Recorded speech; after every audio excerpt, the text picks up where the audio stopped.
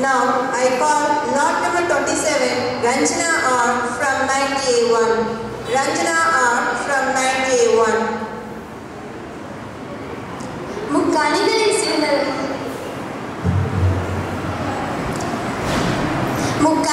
சிறந்ததுமா ஆங்கில மாதங்களில் சிறந்ததுமே தமிழ் மாதங்களில் சிறந்தது.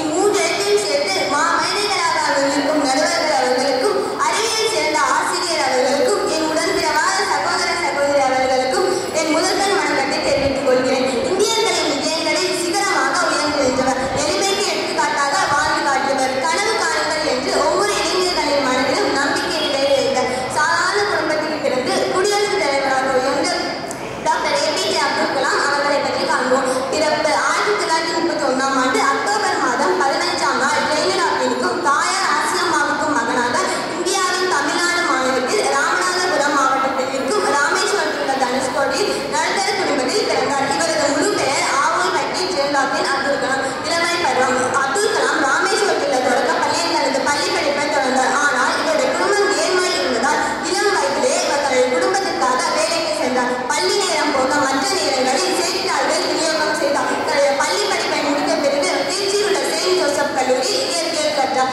1954ஆம் ஆண்டு இயற்பியலில் இளங்கலை பட்டம் பெற்றார். 1955ஆம் ஆண்டு தன்னுடைய விண்வெளி ஆய்வுக்குரிய அறிவியல் படிப்பை சென்னையில் உள்ள MSD மெட்ராஸ் தொழில்நுட்ப கல்லூரியில் சேர்ந்து படித்தார். பின்னர் அதே கல்லூரியில் முதுகலை பட்டமும் பெற்றார். விஞ்ஞானியாக அப்துல் கலாம் 1960ஆம் ஆண்டு வானூர்தி அமைவிக்க அமைத்தல் பிரிவில் DRDO விஞ்ஞானியாக தனது ஆராய்ச்சி வாழ்க்கையை தொடர்ந்தார். அப்துல் கலாம் ஒரு சிறிய ஹெலிகாப்டரை இந்திய ராணுவத்திற்காக வடிவமைத்து கொடுத்தார். பின்னர் இந்திய விண்வெளி ஆராய்ச்சி கூட்டத்தில் இஸ்ரோ தனது ஆராய்ச்சி பணிகளை தொடர்ந்தார். துணைக்கோள் ஏவுகணையை பயன்படுத்தி SLV பங்காற்றினார். 1980ஆம் ஆண்டு SLV-3 ராக்கெட் பயன்படுத்தி ரோஹிணி 1 என்ற துணைக்கோளை வெற்றிகரமாக விண்ணில் ஏவ செய்ததில் கலாமின் பங்கு முதன்மையானது. இதற்காக மத்திய அரசு இவருக்கு 1981ஆம் ஆண்டு மிகப்பெரிய விருது பத்மபூஷன் விருது வழங்கி பாராட்டியது.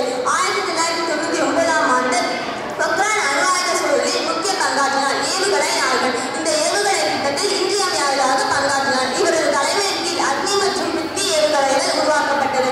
பல ஏவுகணைகளை தலைப்பறக்கவிட்டு உலக நாடுகள் மத்தியில் இந்தியாவை தலைநிமிர செய்தார். இவர் ஏவுகணை தலைவர் என அழைக்கப்படுகிறார். குடியரசுத் தலைவர். 2002ஆம் ஆண்டு நடந்த குடியரசுத் தலைவர் தேர்தலில் வெற்றி பெற்று இந்தியாவின் 11வது குடியரசுத் தலைவராக 25ஆம் நாள் 2002ஆம் ஆண்டு பதவியேற்றார். 2007ஆம் ஆண்டு வரை குடியரசு ஜனாதிபதி என்று அனைவராலும் அன்போடு அழைக்கப்பட்டார். கனவு காணுங்கள் என்று கூறி ஒவ்வொரு இளைஞர்களின் மனதிலும் நம்பிக்கை விதைத்தார். விஞ்ஞானியாக இருந்து 2002ஆம் ஆண்டு குடியரசுத் தலைவராக பின்பும் மாநிலங்களிடம் உரையாடுவதை பெரிதும் விரும்பினார். விருதுகள் பத்மபூஷன் 1981, பத்ம விபூஷன் 1997, பாரத் ரத்னா 1997, வீர சர்தார் விருது 1998, ராமானுஜன் விருது 2000, அறிவியல் கௌரவ டாக்டர் பட்டம் 2007, பொறியியல் டாக்டர் பட்டம் 2008 மற்றும் 2010, சட்டங்களில் டாக்டர் 2012.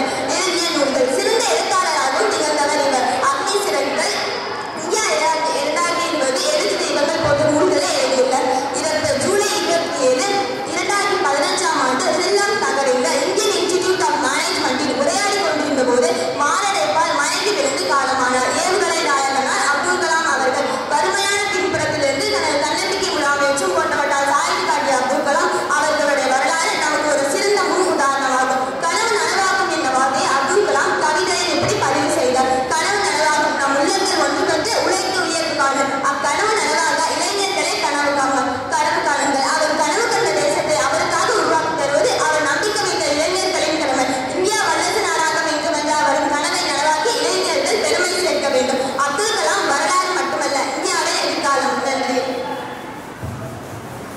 எளிமைக்கு எடுத்துக்காட்டாய் விளங்கி மேலும் விண்வெளி விஞ்ஞானியாகவும் ஏவுகணை நாயகனாகவும் விளங்கிய டாக்டர் APJ அப்துல் கலாமின் வாழ்க்கை வரலாற்றை படித்து அதன் மூலம் அவரது கருத்து